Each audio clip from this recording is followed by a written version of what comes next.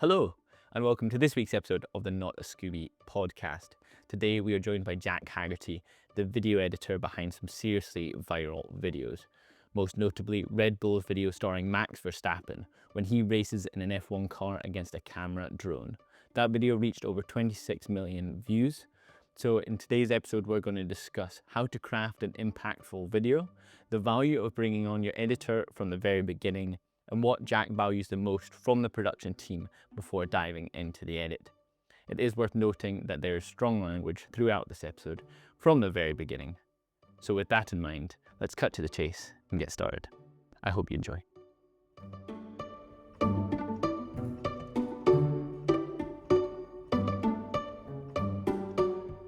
Hi Jack, thank you for joining me on this week's episode of the Not a Scooby Podcast. Let's just dive straight into things. And can you talk me through your first experience working on a project of this scale, how you felt going into it? Did you feel prepared, or were you low-key bricking it? Bricking it. Too right. Bricking it every single time. I think the project that I will forever, at least at this point in my career, be proudest of is the Red Bull F1 project. That was, as a huge F1 fan, kind of almost like a delirious dream. But yeah, up until that point, you kind of just fuck up, learn from it, and hopefully you get to a stage where you fuck up when you're not filming Max Verstappen or something. So yeah, I think I live my life with a whole thing of everyone's just kind of winging it. No one really knows what they're doing. So all you can do is prepare as best you can, trust yourself, and when you get to it, just trust that you have the ability to get where you need to go. Mm-hmm.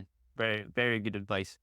And does that feeling of you're showing, whether it's the client or it's the creative director or whoever, does that feeling of you deliver the edit, you're sitting with them, or you, I think maybe potentially worse still, sent them an email, hey, check out this link when you're ready. Does that feeling of dread ever go away? Because even me, with my long-standing clients of like 2 years, every video I send them, I'm still like, maybe they won't like this one. And they'll turn around and realize Jack actually has no idea what he's doing. Is that not the beauty of it? Like, and I feel like if we didn't send it off, and if we sent it off and didn't have a feeling of dread, like, we just wouldn't give a fuck. So I kind of thrive on that feeling because it means you still care. And the last thing I would ever want is to just be sitting, just dreading the fact that I have to start work. I love the fact I do what I do. I think it's a hobby that's somehow turned into a passion.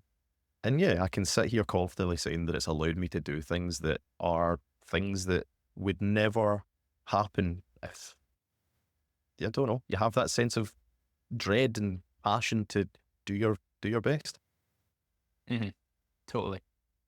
And could we explore more of that F1 project with Max Verstappen? With fucking pleasure.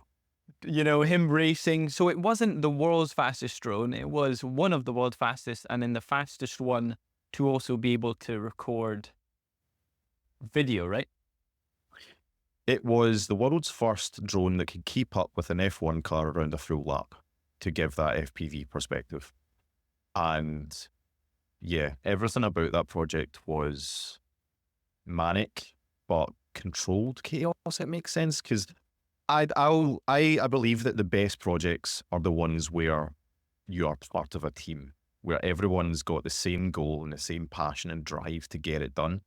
And obviously at that point, Max had just come off the back of a season where he had dominated. So we knew this was, fucking hell, we're getting a lap in Max around Silverstone of all places. We need to get this to work. And I was brought on to cut media for this job. And I think that's why I believe that's why it was so successful, was because they involved an editor from the start. I think there's a lot of projects that you can easily just bring an editor on and expect them like, cool, here's the stuff, but get something amazing out of it. But I think everybody in that team needs to know the jeopardy, needs to know what the end goal is, and they need to have a respect for the fact that everyone's got an opinion and everyone's opinion is valid. But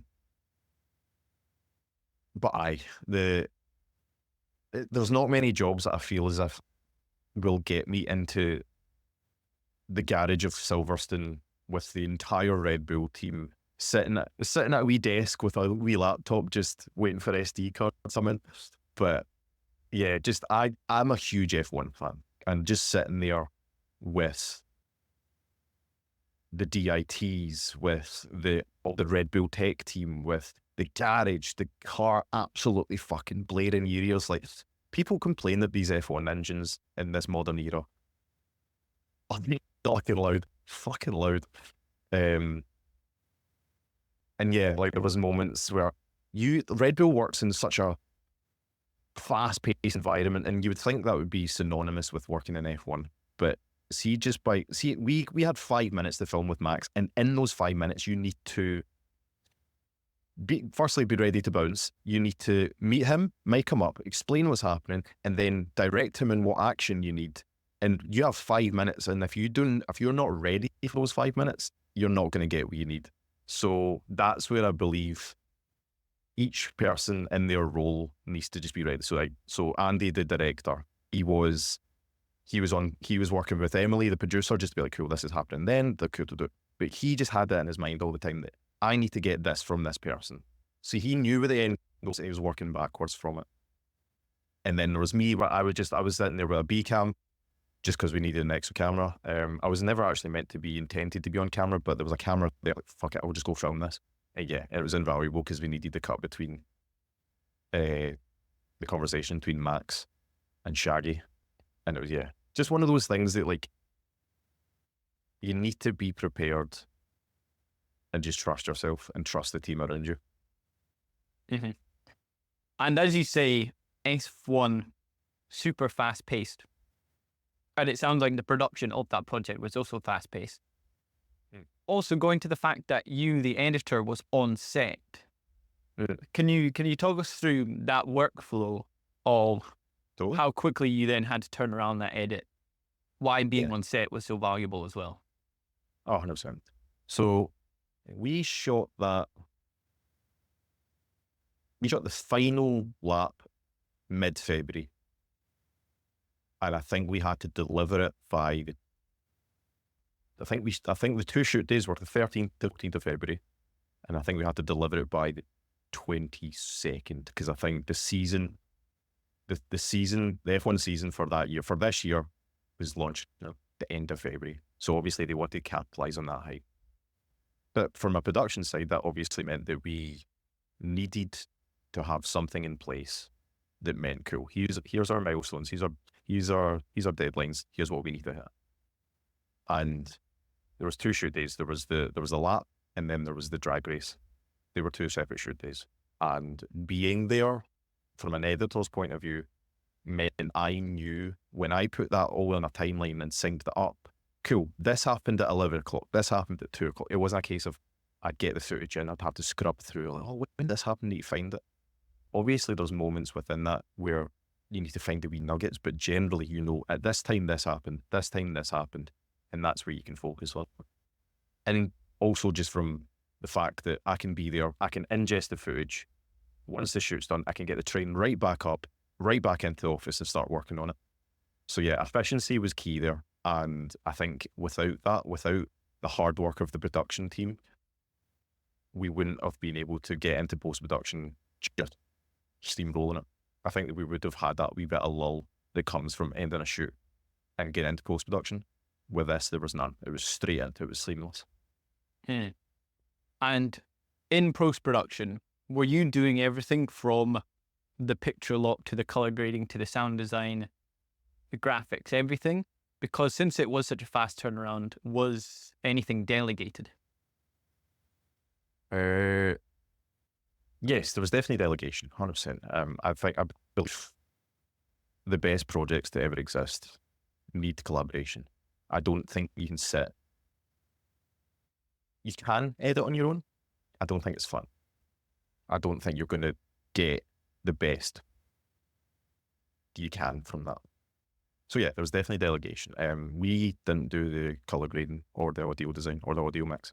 That was that was Red Bull Studio House's in team, because they had somebody doing back-to-back shifts, just because obviously we delivered and they had like 2-3 days to do the grading audio. So we definitely did the pick lock, but to streamline efficiency, we had Callum from Red Bull. He was one of the producers on it. He would come in. He came to Glasgow. He came and sat in the office, and he worked with us to make sure we were doing the things that Red Bull needed. But he valued the fact that Andy, the director, was there, I was there, and we both had our own creative inputs, and he valued that. And I think if he came in and steamrolled that process, it would have not been as enjoyable. But it was hard work, but everyone felt valued. Everyone's opinion was valued, and that allowed us to respectfully say that won't work, or, oh yeah, let's try that. Because I can imagine that when you say editing with other people, particularly editing with the client by your side, to me, to a certain extent, sounds like a worst case scenario of you do fear that this person's going to come in, and particularly, it's one thing if they're also in the creative space, whether they're in marketing or otherwise. But I think everyone's biggest fear is someone comes in and steamrolls it, and also doesn't necessarily have that knowledge and understanding for why that won't work. Totally. Oh, I completely get you. That's the thing. I used to get so anxious of somebody working over my shoulder, just sitting there as I'm doing my thing. If you start to type wrong, you'd get your keyboard shortcut wrong. You'd feel like you just were unable to move your hands. But this is the thing. Before I got into cut media, I was just like, what are they doing? But cut media has a sofa in every edit suite, and it basically invites people to come in and just not necessarily tell you what to do or work with. It's just to exist in the same space. And that's the one thing that I definitely found so valuable when it came to the Red Bull project, because yeah, just sitting there with client, there's so many ingredients sitting there that you could be like, you just crumble, you just fumble it, you fuck the entire thing.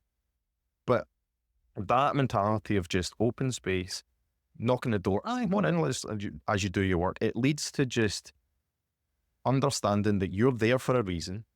They value your experience, they value your skill, but they most of all value your opinion.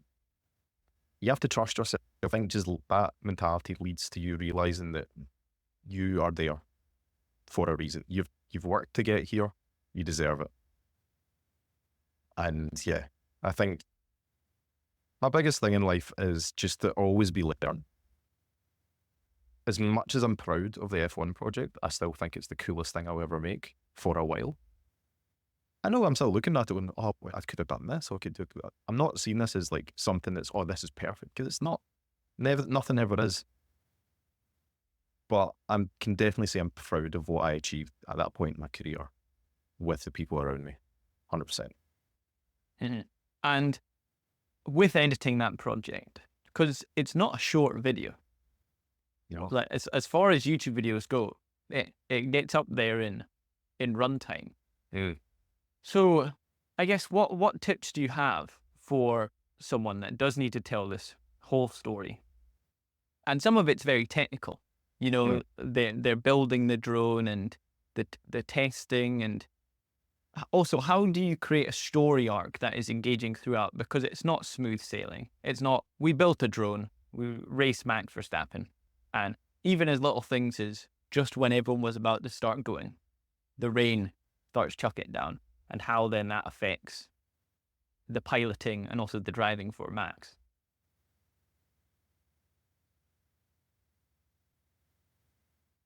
My mentality towards, you're right. That is it. On hindsight, for somebody that doesn't know F1, there is a lot of information. I don't know drones. I don't know drones at all. Like, drones are not my forte. But yeah, it's a lot of technical information, and getting that across succinctly, but without boring people, it's fucking hard. But that's why you have the collaboration. That's why you have people that go, that works, but we need to say it more succinctly. Maybe we can try this. I think when you're editing a I think films and videos and YouTube videos are different, but I think there's some nuances that do carry across.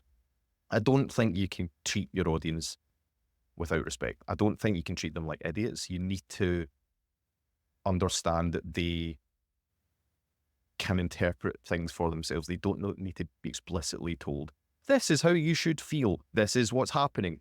But for a fast-paced video like YouTube, to steer them in that direction is useful because it allows them to go, fuck, that's cool, rather than being told, you should feel this is cool. So story is everything. I think you need to introduce jeopardy. Like, I understand people can look at that video and go, I don't like F1, I don't like drones. That's the challenge, is that if you always have to be asking yourself, what am I saying that helps the story? And whether that story's the jeopardy, this is the first time this has ever been done type thing. Absence of it, that is an extraordinary thing happening to extraordinary people. And those two mixes just make something that is extraordinary to watch. And that was kind of a blessing, because you don't normally get extraordinary things with extraordinary people. Usually it's ordinary, extraordinary, vice versa. Everything serves a story. To have something that's cool isn't enough. You need to make people understand why it's cool. Why should I care? You have to ask ourselves these questions frequently, so you're not getting, I think it's very easy to be biased towards your own work, going, oh, this is amazing. You need to always pull it back and just ask the question of, if I've no idea what this project is, why would I be interested? And condensing it, like, you need to, condensing something is vital for YouTube. Don't use 3 sentences to explain something when you can use 1. And fundamentally, what I believe in with any creative endeavor is, I think Rick Rubin said this, is like, don't make something to please others. Just make it to thing that you want. Make something that you can go, fuck it, that's cool. Because if you like it, that's all that matters. Mm-hmm. And as you said, with this project, you've got Red Bull being the ones that are publishing it. It's their project. You've got Max Verstappen, and you've got this unique context of we're racing a drone. No one else has really done this against an F1 car. So when the video was all said and done, or even when you were cutting it, did you know, or did you expect it to perform as well as it did? Because I am terrible at predicting this. Granted, never worked with someone to the likes of Max Verstappen, because obviously to a certain extent he's going to bring an audience. Red Bull are going to bring an audience. But for the most part, if I've got a collection of 5 videos and I have a favorite and I think this one's going to be the best performing, it ends up being the absolute opposite. And the one I was like iffy about ends up blowing everything else out of the water. Yeah. I wish there was a science to it. I wish there was a science of when, cool, this video says X, Y, and Z, which means the algorithm will make it explode. That's why, yeah, I try not to. It's a difficult one, because obviously you want people to see your work. I think that's, you need to firstly make something that you are proud of. I think that's the beauty of film. You're trying to say something, you're trying to tell a story. I think the supplementary bonus of it all is that you get to share it with people, and don't get me wrong, it's a very fucking cool feeling that you can go and look at a video and it's got 22, 23 million views. I think it was Red Bull's, on their channel, their 18th most popular video ever. So yeah, it's not really cool to say, but to predict that, you can, much like a shoot, you can put things in place. You can have you can have the right rope, and you have the DP, you can have the director, you have the producer, you have to have everybody involved, all the best, but you just don't know how it's going to perform. You can only just put yourself in that position and hope for the best. Obviously, you need to put it in and make sure it's a quality product. You can't just churn out shite. But yeah, that it might have flopped. It might have not had the retention that people were looking for, because 12 minutes is a long time to keep somebody's attention, especially in this climate. So you watched that video. I think I watched it a couple of days ago just to refresh my mind. It's fast paced. It finishes quick. And I think that's just the nature of YouTube. And I wish it wasn't sometimes. I wish there was scope for slowing down and just letting people breathe and putting their own interpretation of it in. But the nature of YouTube sometimes is very much attention. And this is a side point, but it's kind of almost seeped into my day-to-day life. Like I'm kind of bored of just having access to everything all the time. I kind of despise my phone at this point. I just don't like the fact that I've got all this unnecessary information on me that I don't necessarily need. I'm trying to spend as much time as I can off Instagram, because I just don't. There's valuable things of like sharing my work and DMing people and seeing if there's any work need done, but the endless scrolling, the endless information that is projected, you just don't necessarily need it. But that's a side point. Yeah. It's crazy to think that with 24 million views at this point, any other channel on YouTube, that would be their best performing video, say, bar Mr. Beast. Yeah. The fact that that doesn't even break the top 10 is just, that goes a long way to saying just how much crazy concepts Red Bull have committed to over the years. And none of them are explicitly about selling drinks. That's the beauty of it. They sell a feeling. Yeah, exactly. And that goes into so much branding of exactly, they're selling the experience. They're selling so much more than our drink is twice the price as any other drink. And you know, there's so many other competitors, but this is what we do differently. It is crazy. Yeah, people want to feel things nowadays. They're sick of the influencers trying to sell them tea. They can see right through it now. And to an extent, they can kind of see through. I think everyone's a wee bit cynical nowadays. I think they can see something that's cool. This is Red Bull. They're doing something fucking class, but they're still trying to sell a drink. Mm-hmm. But so, yeah, idiots. People know that it's mostly a capitalist world we live in. So, yeah, they're going to appreciate something that doesn't shove it in their face of like, here's a Red Bull drink it. Mm-hmm. Yeah, totally. And like you've said, that project, it was a bit of a luxury for you to be A, involved from day one, B, having the ability to come on set, watch it, already be able to identify this problem happened at this time, so I know, or like I said, the rain started, so we can maybe tie that in as a story point.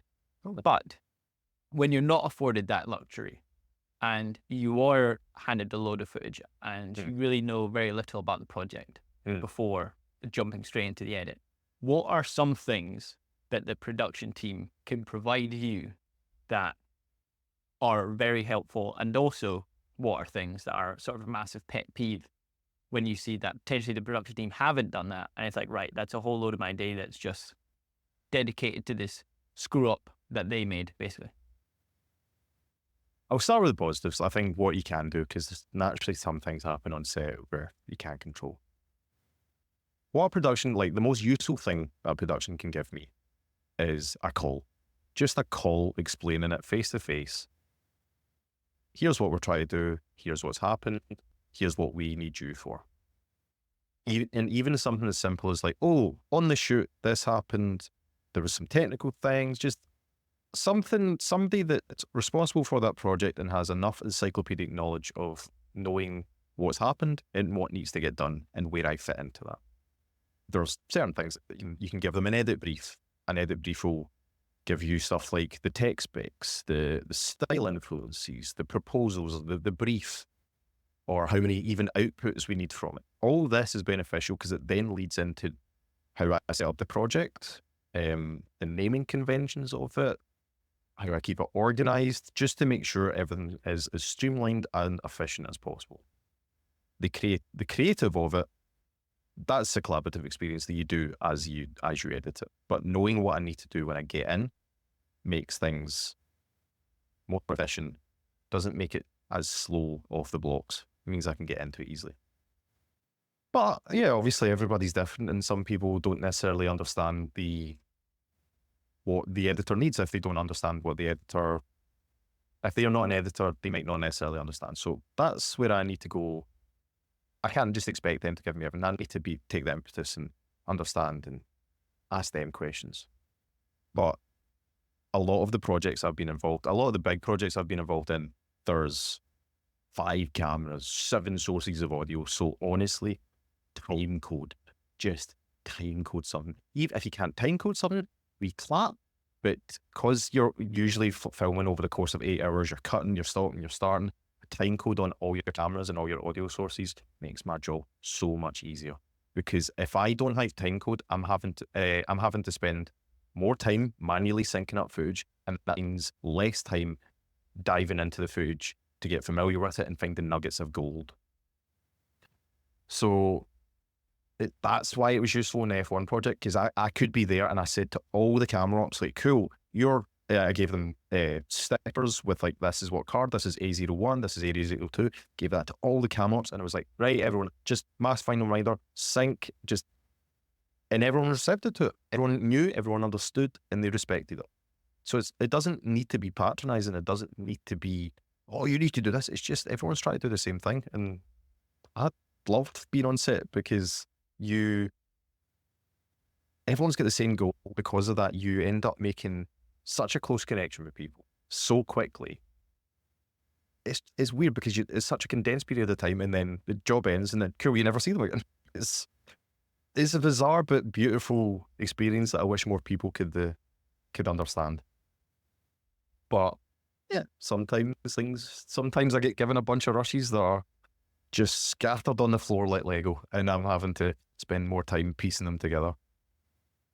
But there's like these other wee tidbits, like if you say you're doing a formal interview, that's going to be the basis of a lot of but what they say is kind of going to drive the story, right? There's some interviews where you're kind of going, oh, it's brilliant, and you just want a wee bit of silence. The best moments are when you as an interviewer just shut the fuck up.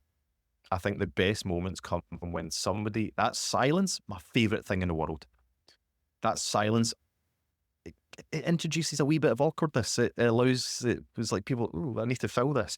And when they try to fill that silence, usually the best fucking bits come from it. Those are the bits you're like, oh, good, yes. So yeah, in a formal interview setup, just let it breathe. There's no need to rush. They're there. You have to respect what they're saying. But then there's other projects where you get one chance to capture something.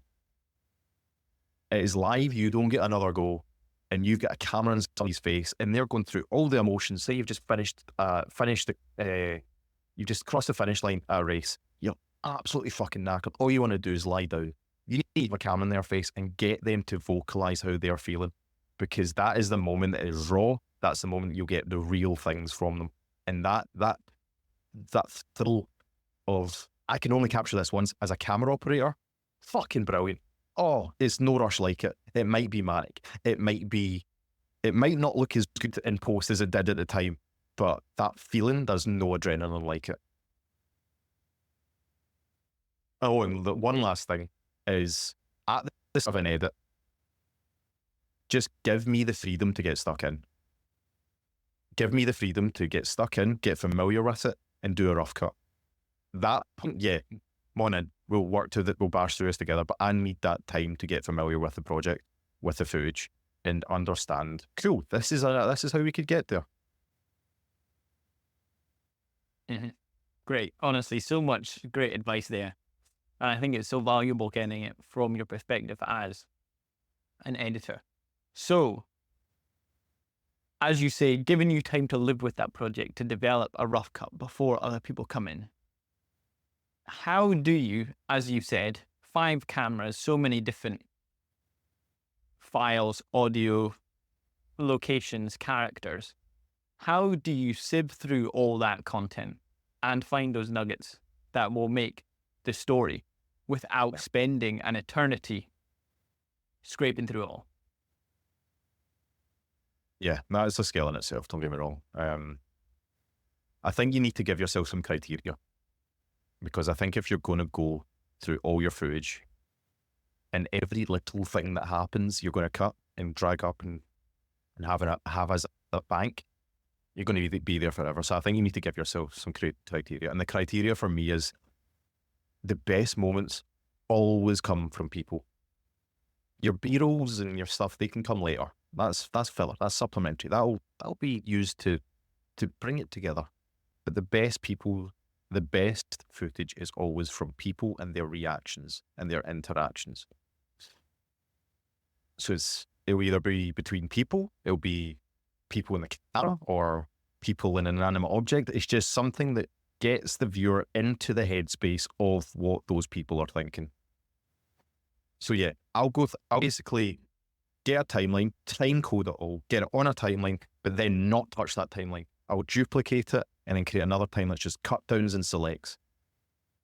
And that's the timeline I can use to just chop and change, use it. Here's my things.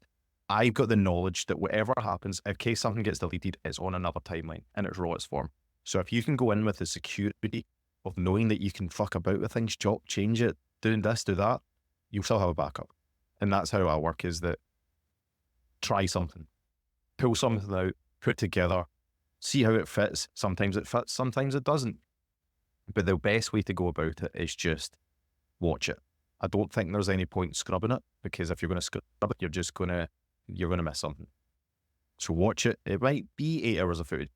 Go through the time and watch it, because it's the details. It's the nuance of how people react. Like a wee eyebrow raise. You don't know how invaluable that might be in the space of putting together 2 wee shots to understand, oh shit, he's confused, or, oh, that's interesting. It's all those wee details that make piecing one person saying, oh, this is bad, and another person saying, but it's okay, we've got this. I think those wee details to put in a shot of somebody going, or a reaction shot, those are the beauties. Those are the things that subconsciously make people understand how to feel without even being told how to do so. But the projects I'm proudest of are where you put people in a scenario and just let them react to it.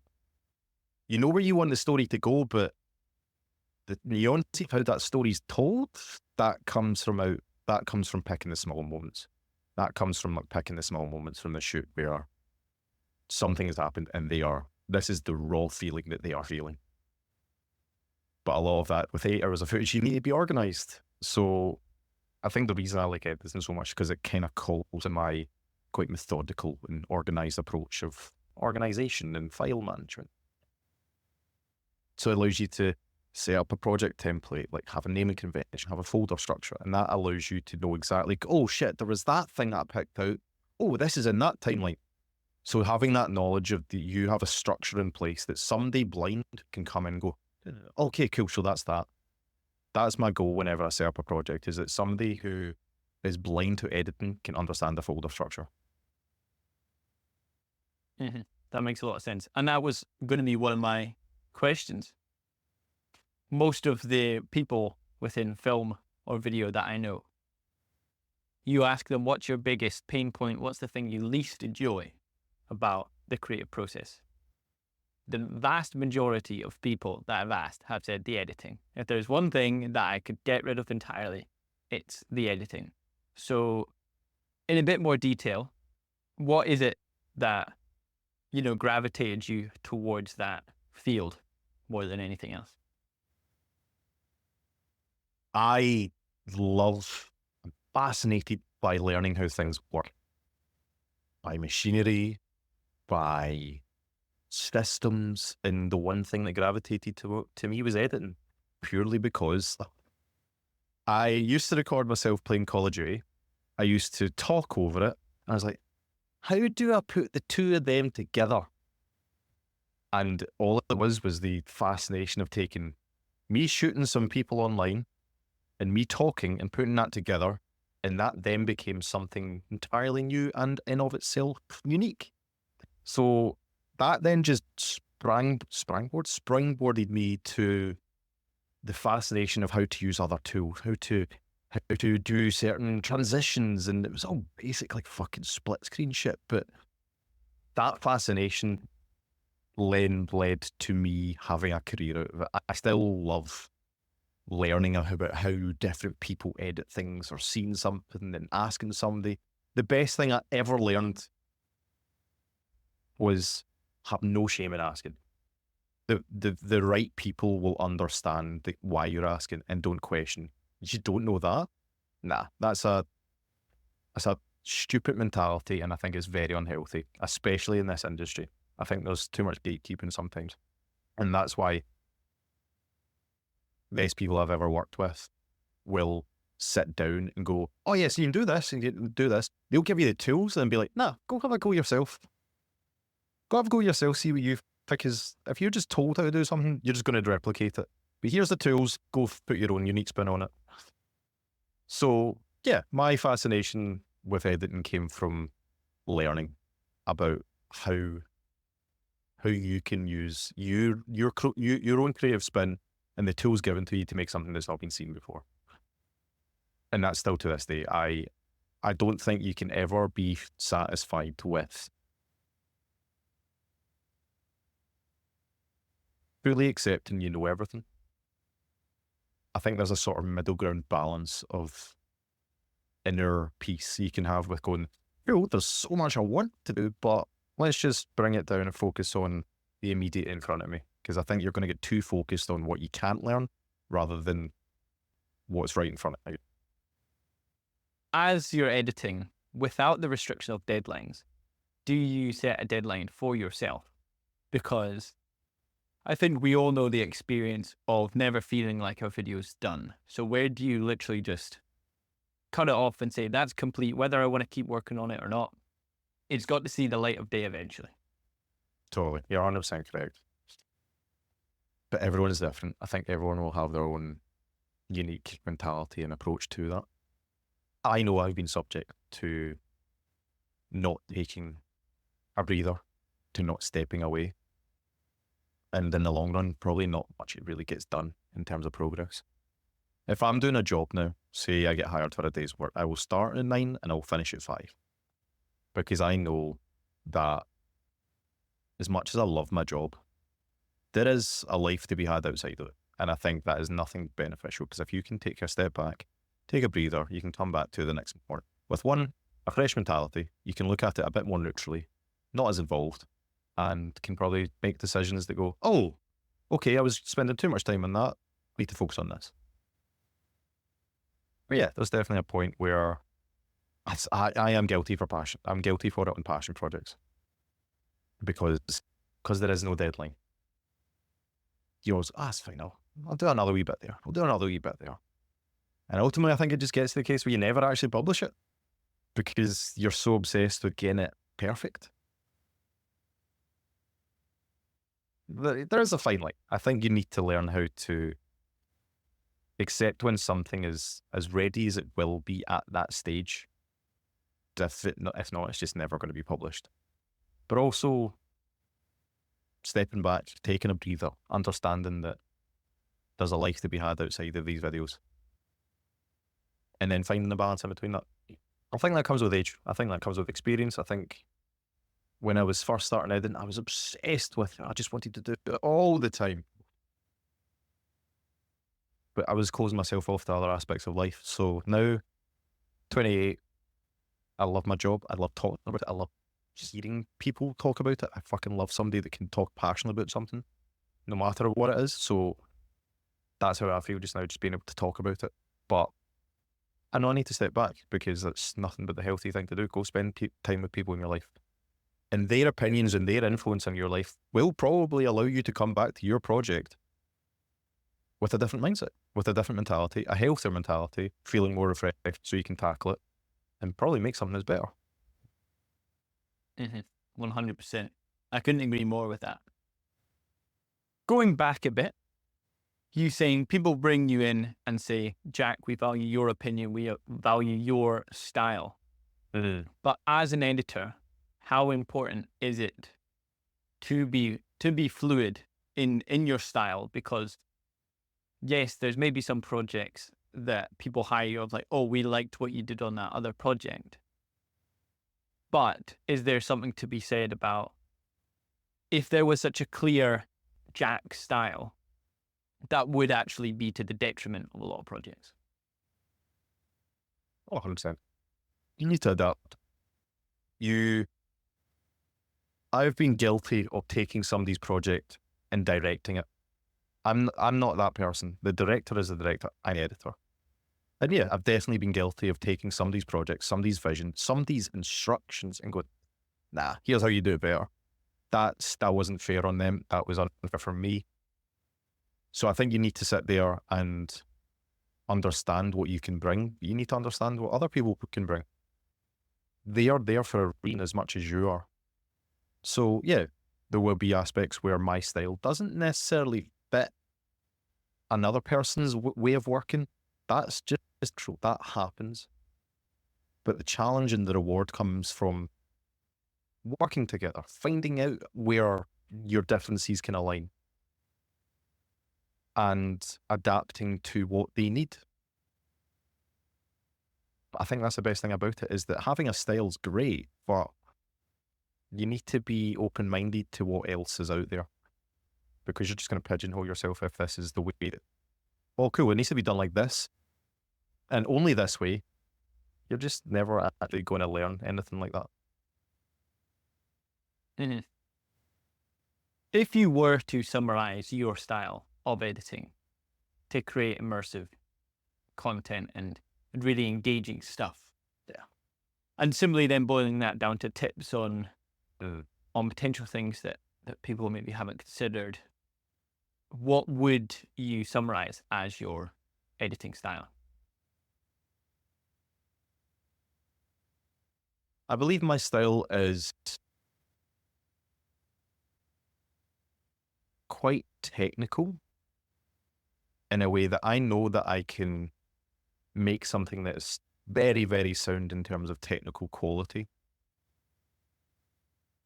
But that's just because I think a lot of my editing in my initial stages of making Call of Duty videos were purely just, how can I put 2 and 2 together? It's only in the past kind of 3-4 years that I've really started to understand quality doesn't mean a fucking thing. It's about the story. And there's a lot of projects where I've worked with mixed media, where it's like, you get an FX6, you've got a Sony, you've got fucking phone footage, you've got GoPro footage, you've got something that's shot on a fucking flip phone. I don't really care what it's shot on, as long as if that benefits the story, fucking use it. And that's the style I want to adopt going forward. Because yeah, making pretty pictures, making something that sounds great, looks great, it's nothing if there's no story. Like, I see so many of these mad edits or things, Instagram and shit like that, and I'm like, this has served me nothing. I have got nothing out of this. I feel nothing other than just hatred towards the fact you've wasted my time. But I used to be perfectionist in my editing. I used to be like, oh, every little thing I need to do needs to be done from scratch. I need to, this transition, I need to keyframe it all, and everything I need to do, it's mine. I'm taking responsibility. Now, fuck that. The more time I can focus on the story, the better. So give me every preset, every fucking transition, every pack of whatever. I will use it, because that is just more time focusing on the story and less time distracted by the keyframe of a fucking ease in transition or something. 100%. So with that, your focus being so much more on the story and anything that can assist that being a benefit, how do you then feel about the introduction of AI within the creative spaces? Because it's not really taking editing too much at this point, but even when you see podcast editing, particularly, or cutting down an interview, it's certainly getting more intelligent. I think it would be naive of me to sit and pretend, oh, it's fine. It's absolutely fine. Like, I don't need to use this. That naivety is going to result in being left behind. Much like the introduction of digital editing probably scared a lot of people who used to cut film together and piece it together. This is just another introduction of a new technology that, yes, may be scary, because I think it's quite easy to be given the negative story these days of, oh, AI is taking over. But I think from my point of view, I need to look at it as a positive, as a benefit, as something that can help me in my work. I've used it in my work. Not because it's taking over or replacing me, it's just aiding me as a tool. Much like warp stabilization is a tool, AI can be a tool. And how you implement it, that's where the more ethical question comes in. I am of the opinion now that I am scared of a generation being able to discern between AI and something that's real. I think that line is very blurred just now, and I think it's only going to get blurrier as time goes on. But from me, from my editing chair, I need to understand that it is a tool just now. But because it's so new, I don't necessarily think there is ethical guidelines in place. So I think people are using it in ways to really capitalize and not make things that are real or probably morally correct. So that would be nice to have in the future, is some ethical guidelines that people go like, come on, like you're taking somebody's job away there. Mm-hmm. Definitely. I think already we've gotten so much value out of this conversation. Some not only technical tips, but also in a more theoretical sense, your approach to how to cut a video together. So I've got a few quick fire questions to end on. So we'll just jump straight in. Yeah. What equipment are you editing on? Because this is a very technical question. Not many people may care, but I do think it's something certainly I'm interested in. Are you editing on a laptop? Are you editing on a PC? What is that workflow like to make you as mobile as possible, but also so you don't, the second you import all the footage, then have to generate 1,200 proxies just so your setup doesn't explode? Totally. I am editing on a PC just now. I do not have a laptop. There will be a day where I have a laptop, but it's something beautiful that I like. I've got a little wee cupboard in my flat where I can just, after I'm done editing, just close the door and go, that's work done for the day. In a similar sense, I can come into this edit, I can close the door, go, I'm working just now. So in that sense, yes, I like the distinction I've made between, I have a base of operations. Because I'm in this current, I'm thinking to myself, like, oh yeah, maybe a wee laptop would be nice. But if it's just for the fact of, I can go work in a cafe, there's not enough reason. There needs to be an incremental performance bonus there. I built my PC just now. I've got quite a powerful rig, and I love that because it allows me to do things without having to be held back by render times or crappy playback on timelines. And yeah, I do believe gear is absolutely important. I think people get too obsessed about it personally. I think people get too obsessed about, oh, my camera using, like, what are you making? What are you telling? What's the story you tried? Come on. I want to feel something. Gear is obviously important, and I could get lost on gear videos on YouTube. My entire playlist is just fucking black magic pictures, the fucking color grading, all these things that you could get lost in. But I'm starting to value more how these tools can be used. Like, stop focusing on the tools, focusing on how you can use them. Editing suite of choice, is it? And I know you're going to tell me, oh, I'm comfortable on all the platforms. But if you were given the opportunity to cut on anything, would it be the Adobe suite? Would it be the king of all, that is DaVinci Resolve? Would it be Avid Media Composer or, Windows Movie Maker? I was going to joke about Windows Movie Maker, but there was a kind of simplicity about Windows Movie Maker that didn't give you all the tools that you needed that you're just faced with. Like, you can look at your effects panel and what does that do? I kind of like the simplicity of Windows Movie Maker, but no. And a serious answer. Jesus. I have DaVinci just now because it was a one-time fee.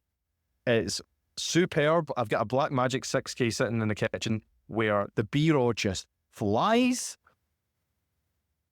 But I've done... if Adobe didn't cost an arm and a leg each month, it would probably be Premiere. But the fact that I have this DaVinci license for life and I'm saving myself a fucking power of money, DaVinci just now. Yeah, I totally agree. I think if it was more affordable, I'd probably go back to Adobe.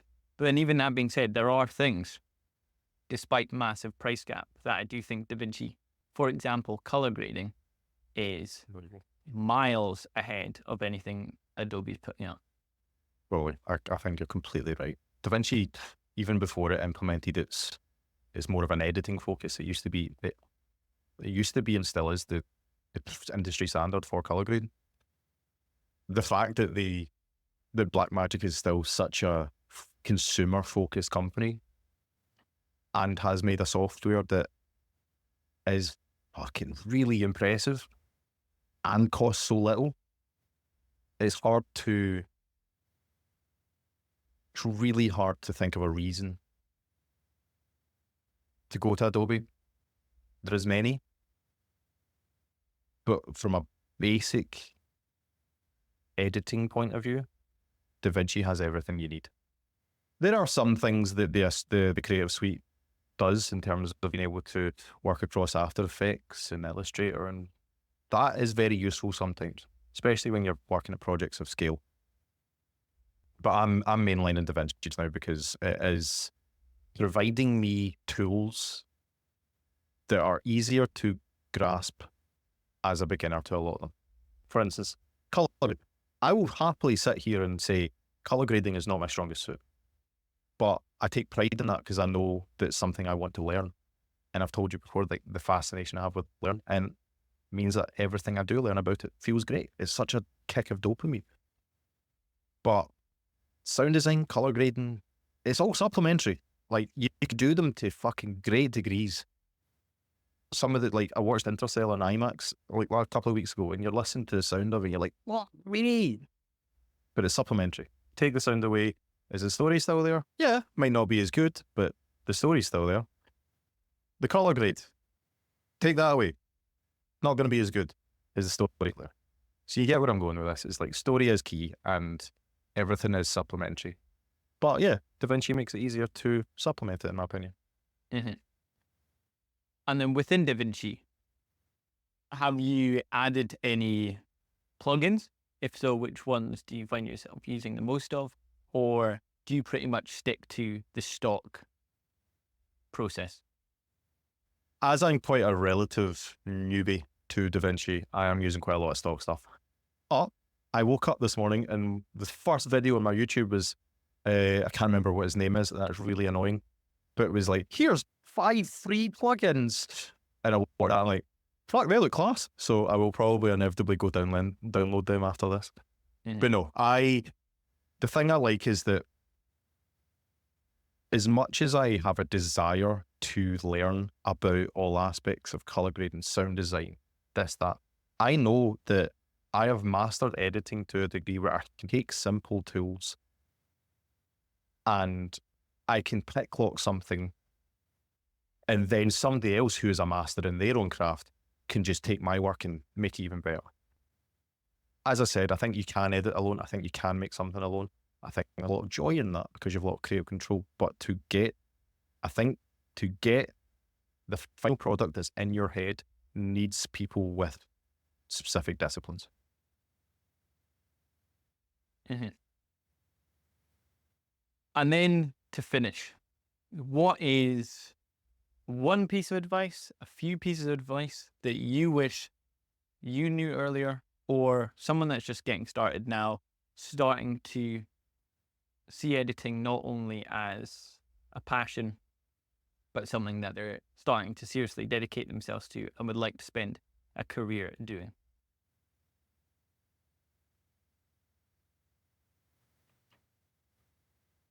You've got to love it.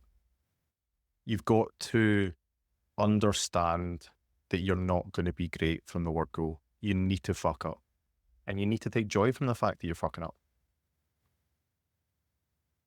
I don't think you can be scared of the fact that you're going to have all these ideas and you might not execute them all as well as you think you could. But I think you need to just have a passion for sharing stories. And the world is made up of stories. And I think the more people telling stories is nothing but a good thing. On the more technical side of things, editing needs patience. Like, I think a lot of people maybe don't understand the patience needed when they first get into editing. I used to cut videos by pressing stop and start on my video camera. That's how I did a cut point. I didn't understand the idea of the slice tool. So yeah, when I first got into editing, it was an arduous process because it's a lot to learn. And my final point is, this is more directed towards people that are maybe coming out of high school, late teens. You don't necessarily need a uni degree. I went to university, and of the 8 semesters I did, I think one of them was useful, and that was the last semester where we did a documentary. Don't get me wrong, I loved uni. It mainly gave me a lot of time to figure out what I didn't want to do. But you are going to get where you need to go by having a good showreel. A lecturer cannot tell you how to make a showreel. You just need to go and do one, and you just need to go and finesse it, shoot something, make something, and always be learning from it. As you mentioned, you're going to screw up a lot. You're going to make a lot of mistakes. You're also going to be scared. Doing a bit of a full circle to where we started. When these major projects, all at a super big scale, started showing up, and you were being offered these opportunities, was there ever even a tiny little voice in the back of your head saying, Jack, I don't think you're ready for this. You shouldn't take this on board. Find any excuse under the sun, because this one project, if you mess it up, may ruin you entirely. You don't have the confidence to do this. How did you overcome that, if that was the case? And did you just sort of throw yourself in and sink or swim? I deal with that mentality every day. I think it takes a lot of work to get to a point where you don't have those thoughts. I think those thoughts are completely natural, because human beings are going to be terrified of things that they don't know. And when you're in situations that are new to you, of course it's going to give you anxiety, it's going to give you doubt. But the only story or metaphor I can use is that I hate flying. I hate it. There's something about it I just don't like, but I will never let it stop me from going somewhere. And that's the same mentality I'll have for being in the garage at Silverstone. There's Max Verstappen. He's very, very famous, and I respect him a lot. Oh shit, I'm walking towards him with a camera. I need to film him. Yeah, it's very overwhelming, but I think it's a waste of time thinking about what could go wrong. Because I think if you spend too much time focusing on what could go wrong, you forget about what it feels like to live in that moment and doing that thing. And I was mentally sound enough and quite confident in my being there. The specifics of, shit, there's a big project into this. Yeah, of course it's there, but I was present enough to go, right, Jack, you need to enjoy this. This is class. This is a once in a lifetime. But no, I think doubt and dread and that wee voice in your head saying, what are you doing here? I think that's your own internal challenge that I can think, when treated the right way, can propel you into great things.